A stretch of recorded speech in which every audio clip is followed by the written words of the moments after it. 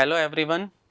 आज मैं Chandeep single CDS आ गया हूँ आपके सामने 2024 जेई एडवांस का पेपर में ऑर्गेनिक के सवाल डिस्कस करने के लिए। सबसे पहले बेटू हम पेपर की बात कर लें तो जो ये पेपर था सारी रिएक्शंस आसान हैं, थोड़ा सा सोचना है। बाकी उन्होंने कुछ एक दो सवालों में कॉम्प्रिहेंशन था और एक इंटीजर था जिसमें उसमें दिमाग लगाना है।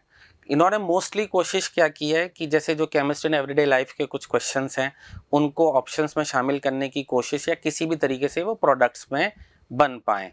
कई बार ऐसी चीज़ जैसे पॉलीमर में भी इन्होंने इसी तरीके के सवाल पूछे हैं। तो ये एक विजिलेंट पेपर था जिसमें आपको बहुत ध्यान से पेपर को पढ़ते हुए सॉल्व करने की ज़रूरत थी। आज हम जानेंगे, इसमें कुछ सवाल ऐसे भी थे जो बहुत आसान थे, जो आप देखते ही कर सकते थे। आज की डेट में 11वीं का जिसने पूरा सिलेबस कर रखा है वो सवाल वो बच्चा भी कर सकता है।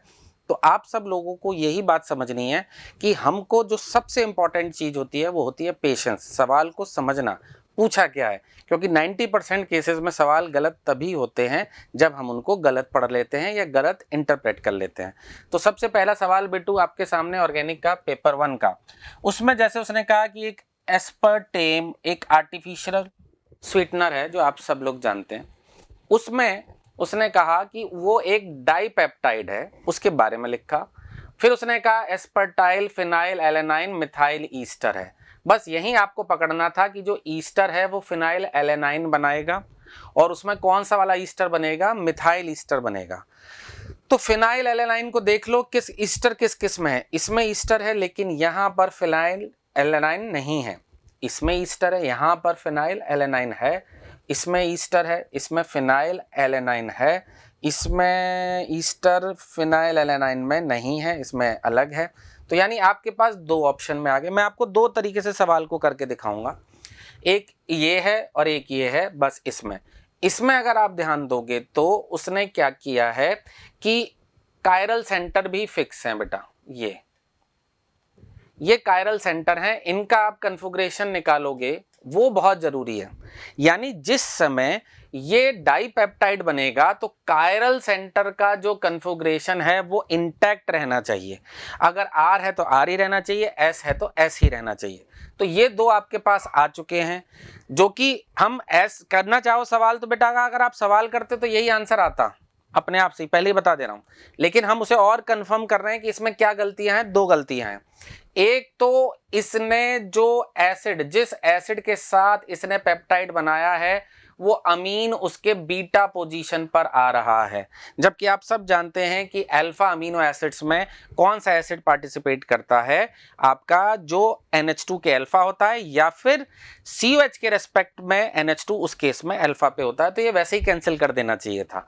फिर भी बच्चे के पास दो ऑप्शन है, तो बच्चे ने जब पता किया 1 2 3 4 तो ये आ रहा है आपका S, ये लिया आपने 1 2 3 और फिर H, इसमें ये भी आपका आ रहा है S। तो इसमें अगर आप देखते हो इस वाले केस में तो क्या आ रहा है ये चेक कर लीजिए। ये वाला है आपका 1, ये आपका 2 और ये आपका 3, इसमें ये S आ रहा है। और इस वाले की अगर आपने बात की तो ये 1 आ रहा है और ये आपका 2 आ रहा है, ये आपका 3 आ रहा है और H यहाँ पर वेज में ऊपर है। तो ये आप जब जा रहे हो तो इसमें ये आपका R आएगा। तो इस वजह से और इस वाले केस में ये दोनों आपके कायरल सेंटर S आते हैं। तो इसका आंसर कौन सा वाला होने वाला है, B। तो इसमें आप देखेंगे तो क्या है बेसिकली बच्चे को क्या समझ में आया। एक तो हाँ इसमें ये भी था कि इस कायरल सेंटर के बारे में H जो मैंने वेज पे लगाया है, वेज पे NH2 भी हो सकता है कैसे भी, तो वो आप समझेंगे तो आपको समझ में आ जाएगा कि कौन सा वाले आंसर पे जाना था। इसका आंसर है B। नेक्स्ट क्वेश्चन पे चलते हैं बच्चे। नेक्स्ट क्वेश्चन में उसने कहा है isopropyl benzene with O2 by the treatment of with H3O+। कौन सी रिएक्शन हो रही है, क्यूमीन हाइड्रोपेरोक्साइड। आइसोप्रोपाइल बेंजीन की तुमने ऑक्सीजन के साथ रिएक्शन की तो क्यूमीन हाइड्रोपेरोक्साइड बन गया होगा। उसने फिनॉल बनाया है और एक और कंपाउंड बनाया है बाई प्रोडक्ट। तुम समझ गए क्या बना होगा। क्यूमीन हाइड्रोपेरोक्साइड में एसीटोन बनता है एज अ बाई प्रोडक्ट। जब तुमने एसीटोन की रिएक्शन P की रिएक्शन 3 इक्विवेलेंट ऑफ Cl2 के साथ की, आप समझ रहे हैं कौन सी रिएक्शन है? हेलोफॉर्म, जिसमें आप क्लोरोफॉर्म बनाने की कोशिश कर रहे हैं। लेकिन ये बात ध्यान रखिएगा, इसने 3 इक्विवेलेंट Cl2 बोला है, तो जो आपका एसीटोन है उसके 3 अल्फा H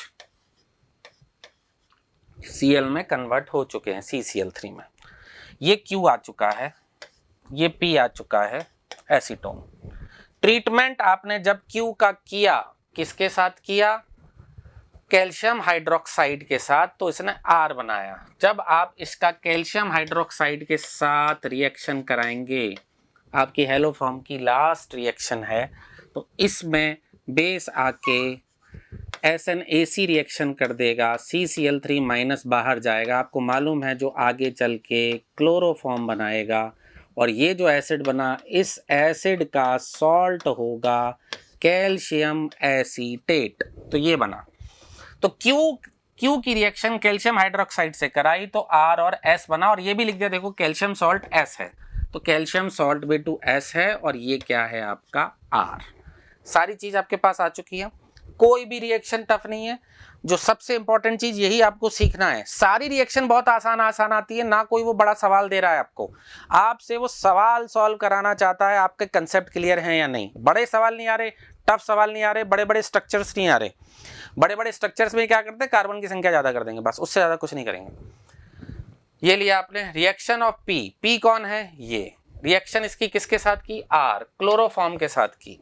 आपको बहुत अच्छे से पता है कि जब क्लोरोफॉर्म के साथ आप एसीटोन की रिएक्शन करते हैं तो आप हिप्नोटाइज हो जाते हैं। क्यों? क्योंकि जो बनता है कंपाउंड, आप जब बेस लोगे, बेच लोगे नहीं, जब आप बेस लोगे तो वो एसिडिक हाइड्रोजन लेके जाएगा, और जो CCl3 माइनस बचेगा वो आपका न्यूक्लियोफिलिक एडिशन रिएक्शन करता है एसीटोन पर, और आपको मिलता है O माइनस, और बाद में एसिडिफिकेशन है तो O माइनस की जगह OH हो जाएगा और CCl3 आ जाएगा। इसे आप क्लोरीटोन कहते हो, और ये स्ट्रक्चर क्लोरीटोन का ही है, तो ये आंसर आपका सही हो गया। आराम से पढ़ते रहिए सवाल और धीरे धीरे करते रहिए। R की रिएक्शन O2 के साथ की, R कौन है आपका? क्लोरोफॉर्म। ये NCERT की लाइन उठाई भाई साहब। जो भी बच्चे हाई फाई बातें सोचते रहते हैं, करते रहते हैं, वो नहीं कर पाएंगे। जिन्होंने NCERT भी पढ़ी होगी उनका सच से सही हो जाएगा, क्योंकि क्लोरोफॉर्म के साथ में आपको पता होता है कि जरा सी भी अगर ऑक्सीजन आ गई तो वो ऑक्सीडाइज हो जाता है, ऑक्सीडाइज हो जाता है, और उसके बाद क्या हो जाता है, वो आपका बना देता है फॉस्जीन। फॉस्जीन एक पॉइजनस गैस है। तो ये बात उन्होंने एकदम सही कही है। R की रिएक्शन जब आप करते हैं किसके साथ में? R की O2 के साथ में। इसीलिए हम लोगों को पता था कि क्लोरोफॉर्म जिन बोतल्स में भरते हैं वो उसमें ऑक्सीजन किसी भी तरीके से नहीं होना चाहिए, वरना क्या बन जाएगा? एक पॉइजनस गैस, जो कि है आपकी फॉस्जीन। नेक्स्ट है S on heating gives P। अरे ये रह गया, Q रिएक्ट्स विद, Q कहाँ गया भाई साहब? Q ये रहा, Q अगले पेज पे ले लेते हैं। इसके साथ लिया है NaOH। यस, Q है CCl3 आपका और C double bond O CH3। NaOH के साथ रिएक्शन किया है, तो ये होगी SNAC रिएक्शन। ऊपर जाएगा, वापस बैक पोलराइजेशन करेगा, ये निकल जाएगा, आपको मिलेगा कार्बोक्सिलिक एसिड और CCl3 माइनस, जो आपस में एसिड बेस रिएक्शन कर लेंगे, और हमको ये सॉल्ट मिलेगा इसका, और फिर वापस से हमको क्लोरोफॉर्म। इसने क्या दिया है? इसने CCl3 CH2OH, ये और ये वाली रिएक्शन दिया है, जो आप समझ सकते हैं कि भाई ये गलत लिखी है। उसके बाद कहा है उसने S on heating gives P। S क्या है बेटा? S है कैल्शियम एसीटेट। इसको अगर आप गर्म करते हो तो ये dry distillation of calcium salt है। बहुत सिंपल सा सवाल था, जिसमें क्या बन जाता है? एसीटोन। तो ये आपका वापस से P मिल जाता है, तो ये आंसर सही है, B आंसर सही है, तो A आंसर सही है, B आंसर सही है और D आंसर सही है। ये इसको हमने इस तरीके से, आप स्क्रीनशॉट लेना चाहें तो बेटा इसका सोल्यूशन टाइप्ड भी करवा दिया है, तो आप देख सकते हो। क्यों, अच्छा यहाँ पर 3 CCl3 रह गए हैं, ऐसे गलतियाँ हो जाती हैं, थोड़ा टाइप हुआ है बेटा अभी। उसके बाद ये आपकी क्लोरीटॉन बनने की है, ये आपकी फॉस्जीन का ऑक्सीडेशन और फॉस्जीन बनने का है, और ये आपका रिएक्शन है SN2TH या SNAC, ये ड्राई डिस्टिलेशन। तो सिर्फ ये वाला पार्ट गलत था, क्योंकि ये हमको क्लोरोफॉर्म दे रहा था और उसने वहाँ पर कैनिजारो टाइप रिएक्शन कराई है, एक ऑक्सीडाइज करा दिया है और एक रिड्यूस करा दिया है। नेक्स्ट लिया है उसने एसिटल्डिहाइड की रिएक्शन एक्सेस ऑफ फॉर्मल्डिहाइड। ये रिएक्शन टॉलिंस कंडेंसेशन है। आईआईटी को बहुत प्यारा है ये सवाल, बहुत प्यारा सवाल है। तो ये 2012 में भी पूछा था उन्होंने, ये वापस से पूछ लिया है। मतलब 12 जहाँ तक मुझे याद है बेटा, एसिटल्डिहाइड की एक्सेस ऑफ फॉर्मल्डिहाइड के साथ रिएक्शन कराई जाती है, तो अंतिम सांस तक जब तक इसके पास हाइड्रोजन है तब तक एल्डोल करेगा। तो ये सारे H रिप्लेस होके, मैं बेटा ज़्यादा टाइम नहीं ले रहा हूँ, मैकेनिज्म वाइज लिखूंगा, आप लोगों को टाइम लग जाएगा, क्योंकि आप सब लोगों ने पेपर, आपने पढ़ाई कर रखी है, आपको पता होगा कि एल्डोल में क्या होता है, इनोलेट बनता है और वो इनोलेट अटैक करेगा मोर रिएक्टिव एल्डिहाइड पे। इन दोनों में कौन ज़्यादा रिएक्टिव है? ये इनोलेट किसका बनेगा? इसका। मोर बेसिक, इसके पास तो बेचारे के पास अल्फा हाइड्रोजन ही नहीं है, ये इस पर अटैक करता रहेगा, तो सारे अल्फा हाइड्रोजन पहले रिप्लेस हो जाएंगे, CH2OH बन जाएगा, ये क्या बचेगा? CHO। उसके बाद भी क्योंकि इसने रिएक्शन किया है कंसंट्रेटेड NaOH के साथ, तो ये जो अब अल्फा H खत्म हो गए, तो ये HO बेचारा अब कैनिजारो करेगा। तो कैनिजारो में क्या होगा? जो मोर रिएक्टिव है HCHO, ये तो ऑक्सीडाइज हो जाएगा और जो लेस रिएक्टिव है वो रिड्यूस हो जाएगा। तो हमको पेंटा एरिथ्रीटॉल मिलता है। बहुत खूबसूरत स्ट्रक्चर है इसका। आईआईटी ने जब पहले पूछा था तो यही स्ट्रक्चर दिया था, बच्चों को बहुत खूबसूरत लगता है ये पेंटा एरिथ्रीटॉल। पेंटा एरिथ्रीटॉल, और ये बन जाता है आपका फॉर्मिक एसिड, मतलब सॉल्ट बनता है। एसिडिफिकेशन कराया होगा शायद इसने, हाँ। P नहीं देता है टॉलेंस टेस्ट, ये P है, ये यानी P है, ये टॉलेंस टेस्ट नहीं देगा। वेरस Q ऑन एसिडिफिकेशन, हाँ वही जो हमने कहा ना सॉल्ट बनता है बेटा, तो इसका एसिडिफिकेशन फॉर्मिक एसिड हो गया। तो फॉर्मिक एसिड के पास क्योंकि CHO ग्रुप है, तो ये CHO ग्रुप की रिएक्शंस देता है और टॉलेंस के साथ पॉजिटिव टेस्ट देता है। तो ये आपका P हो गया और ये वाला आपका Q हो गया। उसके बाद उसने इस P की रिएक्शन कराई है एक्सेस ऑफ साइक्लोहेक्सेनॉन के साथ।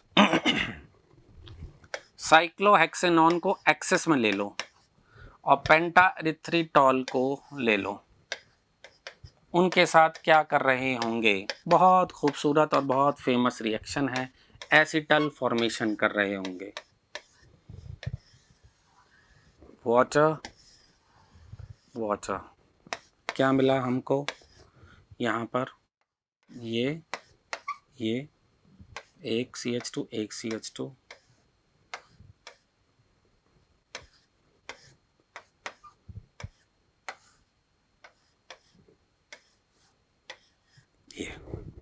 ये बन गया।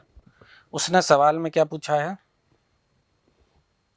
Cyclohexanone catalytic amount paratoluene sulfonic acid PTSA। ये एक बहुत इंपॉर्टेंट बात है। यहाँ उसने लिखा है कि जो एसिड लिया है इसने, जो हमने नेक्स्ट रिएक्शन कराई है ना बेटा, ये वाली, इस रिएक्शन के लिए जो एसिड चाहिए आपको, वो मैंने लिखा नहीं है, मैंने बाय डिफ़ॉल्ट मान लिया, लेकिन PTSA वो क्या है? Paratoluene sulfonic acid. ये तो आप, और इसने क्या चालूपंथी की है बेटा, इस अब पेपर में जब भी कभी लिखा है ना तो PTSA ही लिखा है, क्योंकि मैंने भैया एक बार लिख दिया तेरे को पैराटोल्यूइन सल्फोनिक एसिड, वो PTSA है। कुछ बच्चे बाद में सोच नहीं पाए कि भाई PTSA क्या है। PTSA उसने एक बार लिख दिया है, पैराटोल्यूइन सल्फोनिक एसिड, उसी को उसने आगे यूज किया है। तो इसने सवाल में क्या पूछा है भाई? सवाल में पूछा है कि कितने CH2 ग्रुप्स हैं और कितने ऑक्सीजन एटम्स हैं। तो बेटू CH2 ग्रुप कितने हैं? 1 2 3 4, 4 CH2 ग्रुप हैं और 1 2 3 4, 4 CH2 ग्रुप हैं। तो ये टोटल कितने हो गए? 8। एक बार फिर से सवाल को देख लेते हैं। Sum of number of methylene groups CH2 and oxygen atoms in R। अभी जो मेरे मन में बात आ रही है, क्या आप लोग भी वही बात सोच रहे हो कि CH2 यूनिट्स तो ये भी हैं भाई, इनको भी काउंट करना पड़ेगा आपको, और CH2 यूनिट्स ये भी हैं। तो एक बार सवाल फिर से बेटा पढ़ते हैं। Sum of the number of methylene groups and oxygen atom in R। तो आपका जो R है, अभी जो मैंने सिर्फ अगर इस वाले के काउंट किए थे तो बेटा चारों ऑक्सीजन तो 4 ही रहेंगे। ये वाली चीज पे क्वेश्चन मैं उठा रहा हूं और शायद आप भी मेरी बात से एग्री करेंगे कि भाई ये भी सर CH2 है। तो कितना हो गया? 1 2 3 4 5 6 7 8 9 10 11 12 13 14।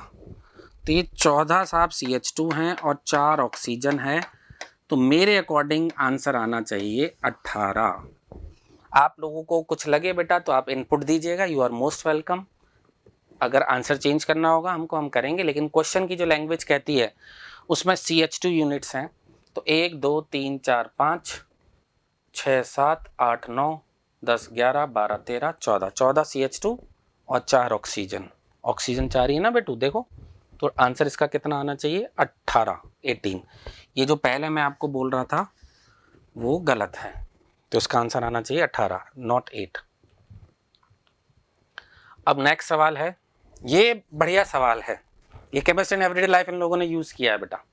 सवाल मैं कह रहा हूं, देखिए रिएक्शन बहुत सिंपल है, सब बच्चों को आती होंगी रिएक्शंस। ये जो आगे जो ये लोग लिखते हैं उसके लिए आपको सोचना है बहुत अच्छे तरीके से, ठीक है।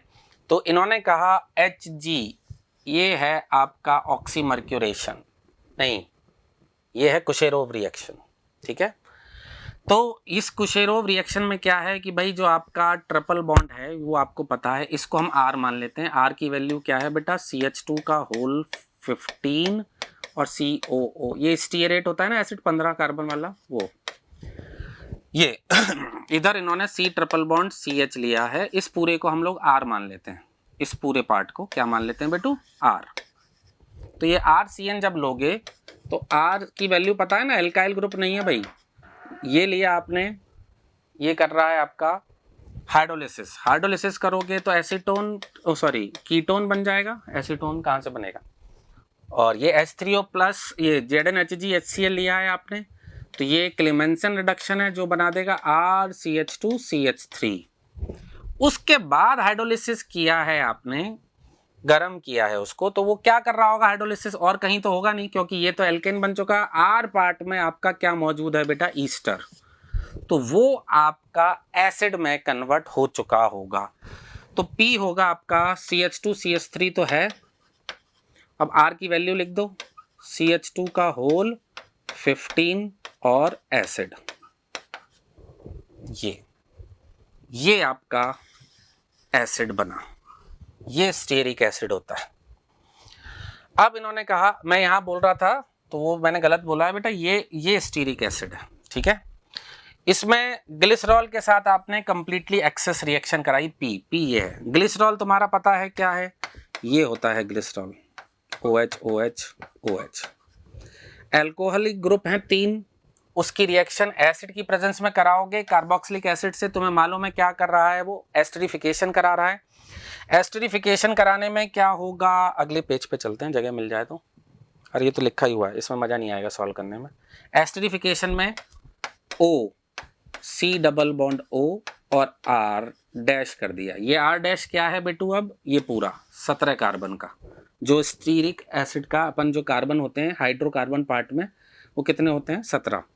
तो R डैश समझ लेना, ये भी हो गया O C double bond O R dash, और ये भी हो गया O C double bond O R dash. ये ग्लिसरॉल का ईस्टर बन गया। आपने ग्लिसरॉल लेके चले थे, उसका क्या बन गया है, ईस्टर बन गया। उसके बाद क्या किया उसने एक्सेस ऑफ NaOH लिया है। NaOH क्या करेगा बेटा, इन सब का ईस्टर का हाइड्रोलिसिस कर देगा, तो आपको वापस से ये ग्लिसरॉल तो निकल के चला जाएगा और यहाँ पर आपको जो ईस्टर है उन सब के R' का आपको क्या मिलेगा, सॉल्ट मिलेगा, सोडियम वाला, सोडियम स्टीयरेट कहते हैं इसको, स्टीरिक एसिड का है ना ये सॉल्ट।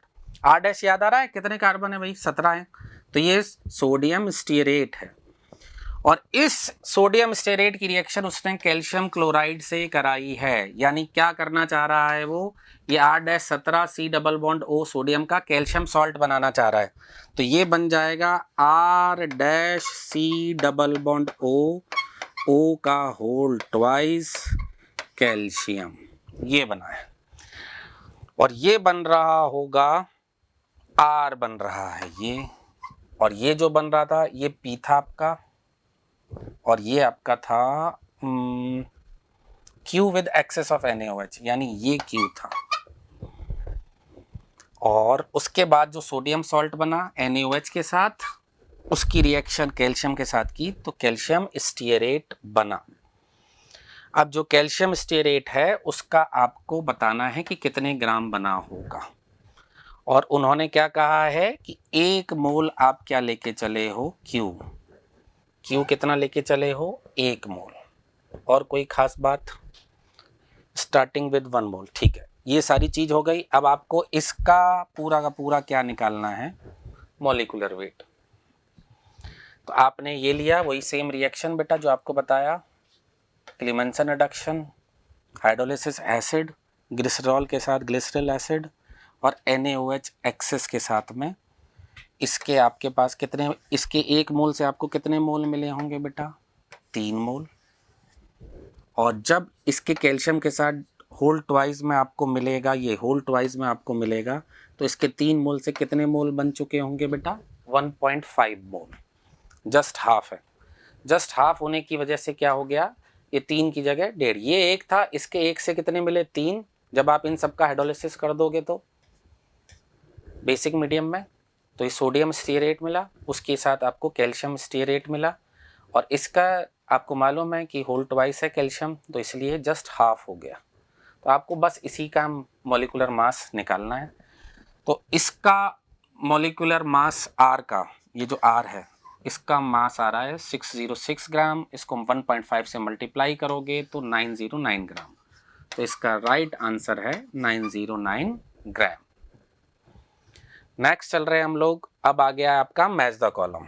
मैच द कॉलम बढ़िया है, बहुत बढ़िया सवाल है, वही देखिए छोटे छोटे से सवाल हैं। देखिए ये मैंने आपसे कहा था PTSA, अब ये PTSA यहाँ लिख दिया, बच्चा सोचिए PTSA क्या है, जबकि इसी पेपर में उसने थोड़ी देर पहले लिखा था para toluene sulphonic acid.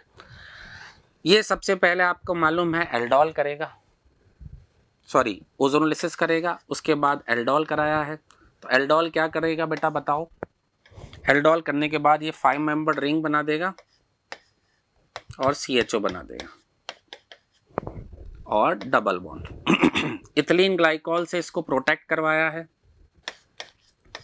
Acetal formation, aldehyde को प्रोटेक्ट क्यों किया, ताकि आप आगे कोई भी रिड्यूसिंग एजेंट यूज कर रहे हो तो वो एल्डिहाइड को रिड्यूस ना कर पाए, क्योंकि आपको पता होना चाहिए कि जो आपका डाइबोरेन है वो जब रिड्यूस कराओगे तो एल्डिहाइड को भी रिड्यूस कर देगा या एल्डिहाइड पे भी रिएक्शन कर देता है। इसमें तो इसने हाइड्रोबोरेशन ऑक्सीडेशन दिया है, लेकिन BH3 अगर आप नॉर्मली लो तो वो दोनों पे अटैक कर सकता है। H3O प्लस लिया, BH3 लिया, BH3 क्या करता है, बोरोन लेस हिंडर्ड पे जाता है, जहाँ पर पार्शियल पॉजिटिव चार्ज ज़्यादा स्टेबल हो वहाँ पर आपका क्या पहुँचता है H, तो ये पहुँचा BH2 और यहाँ पहुँचा आपका H, और ये मान लो आप डबल बॉन्ड हट गया, BH2 की जगह क्या लग जाएगा आपका OH, तो ये हो गया आपका 5 मेंबर रिंग OH और CHO, ये हाइड्रोलिसिस कर दोगे तो ये वापस से आपका CHO हो जाएगा। साफ साफ लिख देता हूँ, ये मिलेगा आपको CHO और यहाँ मिलेगा OH, इन दोनों में से तो कोई भी नहीं मिल रहा। अच्छा NaBH4 ले लिया है, तो NaBH4 फिर इसको CH2OH बना देगा, इन दोनों में से कोई है बेटा, नहीं है। 1 2 में से कोई नहीं है, तो इधर देखना पड़ेगा आपको 3 में। ये रहा CH2OH, ये वाला है 3 मैच कर गया, यानी आपके P के साथ कौन मैच कर रहा है, P के साथ 3 मैच कर रहा है। नेक्स्ट लिया, फिर ओजोनोलिसिस किया, फिर आपने एल्डोल किया, फिर आपने इथिलीन ग्लाइकोल, सेम चीज़ें हैं बेटा, बहुत सेम चीज़ें ऊपर और नीचे में इसने सेम किया है। बस इसमें क्या होगा आपका, फिर जो एल्डोल बन रहा है इसमें 6 कार्बन थे और इस वाले के अंदर कितने कार्बन है बेटा, 7, और इसमें भी 7 है, इसमें भी 7 है। ठीक है, तो अब मैं आपको सीधे सीधे सोल्यूशन से दिखा देता हूँ, वरना उसमें टाइम थोड़ा आप लोगों का ज़्यादा लगेगा। सोल्यूशन लिख देता हूँ आप लोगों के सामने। कहाँ गया ये वाला, जब आप ओजोनोलिसिस करोगे इसका, ये बना, इसको इस पर अटैक कराओगे तो 1 2 3 4 5 मेंबर रिंग बनेगी, 1 2 3 4 5 6 7 मेंबर बनेगी इसको। तो कौन अटैक करेगा बेटा, एक इस पे ये अटैक कर सकता है, 1 2 3 4 5, और एक इस पे ये अटैक कर सकता है। सपोज इसका इस पे अटैक कराया तो 5 मेंबर रिंग बनी, double bond C double bond O और CH3, ये प्रोडक्ट है। फिर वही आपने रिडक्शन कराया है, आपका लेस हैंडेड पे OH लगेगा, ये वाला डबल बॉन्ड हट जाएगा। फिर NaBH4 के साथ रिएक्शन कराई है, वो भी रिड्यूस हो जाएगा। तो बाहर ऐसा कौन सा वाला ग्रुप है जिसमें ये मिथाइल के बराबर वाले कार्बन पे OH आ रहा है, मिथाइल के बराबर वाले कार्बन पे OH आ रहा है 5। इसका मतलब जो आपका Q है उसके साथ कौन मैच कर रहा है, 5 मैच कर रहा है। नेक्स्ट पे आते हैं बेटा, इसमें इथिलीन ग्लाइकोल लिया जिसने इसको प्रोटेक्ट कर दिया होगा, HgOAC लिया, जहाँ पार्शियल पॉजिटिव चार्ज ज़्यादा स्टेबल है वहाँ OH आएगा। उसके बाद हाइड्रोलिसिस किया तो ये वापस से आपका डबल बॉन्ड O हो गया और यह मिथाइल पर OH आ गया। उसके बाद NaBH4 लिया तो ये वाला भी आपका OH बन गया होगा, मिथाइल वाले कार्बन पे OH, मिथाइल जो रिंग पे जुड़ा है, ये वाला आंसर आ गया। इसका आंसर आ जाएगा 4। इथिलीन ग्लाइकोल सेम चीज़, इसमें इसको प्रोटेक्ट किया, इसका अपोजिट मिथाइल के बराबर वाले पे OH आ जाएगा। प्रोटेक्शन करने के बाद हाइड्रोलिसिस करोगे फिर NaBH4, तो ये क्या बन रहा होगा, यहाँ OH, यहाँ मिथाइल, यहाँ पर OH। ये वाला कौन सा वाला आंसर आपको दिख रहा है, इससे पहले वाले में होगा, ये रहा 1, ये 1 होगा। तो इनके हिसाब से हम देखें तो आपका कहाँ गया, P3541, 3541 ये आंसर है इसका।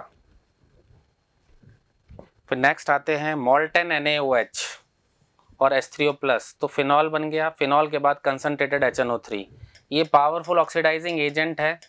इसमें मेजर बनता है आप लोगों का ऑक्सीडेशन प्रोडक्ट, लेकिन इन्होंने क्या किया, इसमें आप लोगों को कंफ्यूजन ना रहे तो सीधे सीधे बस माइनर प्रोडक्ट जो पिक्रिक एसिड है वो बनाया, ये रहा, सिर्फ, और कुछ नहीं किया।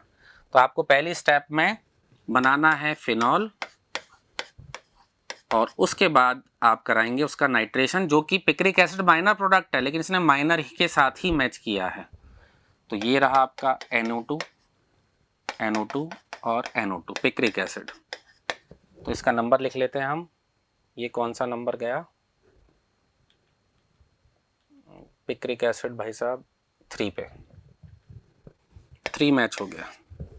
नेक्स्ट लिया फिर से कंसनट्रेटेड HNO3 H2SO4, तो ये नाइट्रेशन करेगा, मेटा पे आ गया इसका, -M ग्रुप है। 10 HCl दोनों को NH2 बना देगा, रिड्यूस कर देगा। NaNO2 डाइजोनियम बना देगा, दोनों जगह N2+,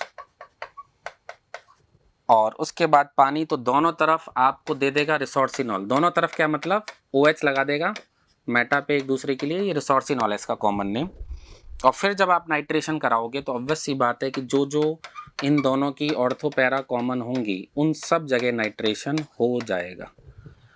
तो सबसे पहले तो बेटा रिसोर्सिनॉल ही मैच कर लो, 2 OH नहीं है, इसमें भी नहीं है 2 OH, इसमें भी नहीं है, इसमें है मेटा पेयर लेकिन इसने एक ही NO2 दिया है, ये वाला है 3 NO2 वाला 5, तो यानी आपका इसका आंसर आ रहा है 5 के साथ मैच करना है, पहला 3 के साथ, ये 5 के साथ। ये आसान सवाल है बहुत, इसमें कुछ भी नहीं करना आपको। सल्फोनेशन कराया है, 2 टाइम्स सल्फोनेशन होता है पहले, और इसमें दोनों ही सेम है कि कोई सा भी पहले हो सकता है, SO3H SO3H। क्यों किया? इसने ब्लॉक कर दिया है इनकी ऑर्थो और इसकी ऑर्थो को, दोनों को, सिर्फ एक साइड खुली छोड़ी है। यहाँ क्यों नहीं आया बीच में?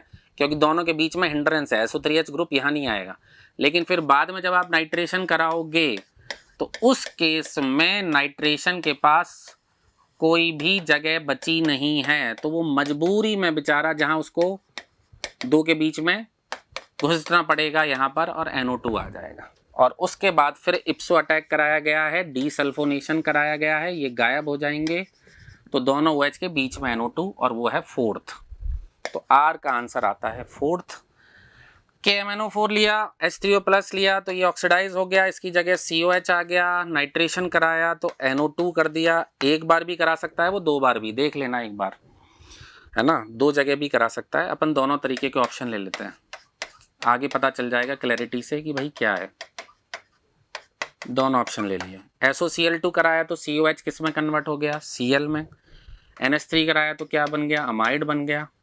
अमाइड की रिएक्शन कराई है हॉफमैन ब्रोमोमाइड के साथ में, तो ये भाई साहब हटके पूरा प्राइमरी अमाइन बन गया। NaNO2 फिर दोबारा से बेंजीन डाइजोनियम बना दिया, N2+ हो गया इसकी जगह, और उसकी जगह पानी, तो ये फिनॉल हो गया। तो हमको इसकी जगह OH लगाना है, यहाँ NO2, एक लगा सकते हो और 2 भी, तो हमें दोनों देखने पड़ेंगे। OH की मेटा पर 2 वाले हैं कि 1 वाला। 5 हो चुका है, 4 हो चुका है, 3 हो चुका है, ये रहा 1, यानी 2 लिए हैं इसने NO2। तो लास्ट वाले के साथ आपको 1, तो ये हो गया 3 5 4 1, 3 5 4 1, सी आंसर है इसका। तो ये this was all about your paper 1 part of chemistry, organic chemistry, all the questions. Thank you very much.